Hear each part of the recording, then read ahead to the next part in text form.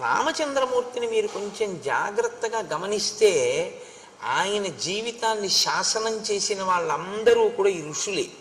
అసలు రామాయణంలో ఎక్కడెక్కడికి వెడితే ఏ ప్రయోజనం నెరవేరుతుందో, ఎవరు ఎందుకు ఎక్కడికి వెళ్ళాలో, రాముడికి ఏవి ఇవ్వాలో, సీతమ్మకి ఏవి ఇవ్వాలో, లక్ష్మణుడికి ఏవి ఇవ్వాలో, అవి ఎప్పుడు పనికొస్తాయో, ఏవి చెప్పాలో అన్ని ఋషులు నిర్ణయం చేసి కూర్చున్నారు. ఎప్పుడు అవసరమో అప్పుడు రాముని యందు ఆ అనుగ్రహాన్ని ప్రకాశింపజేశారు. అవసరమైంది యుద్ధకాండలో ఆదిత్య హృదయాన్ని వెళ్ళి ఉపదేశం చేశారు అగస్త్య మహర్షి. అవసరమైంది అగస్త్య మహర్షి ఆయనకి కావలసినటువంటి ఆయుధాలని ఇప్పించారు. అవసరమైంది భరద్వాజ మహర్షి చిత్రకూటంలో ఉండవలసిన అవసరాన్ని చెప్పారు. ఇలా మీరు కొంచెం జాగ్రత్తగా గమనిస్తే ఋషులతో రామునికి ఉండేటటువంటి అనుబంధం మీకు బాగా ద్యోతకమవుతుంది.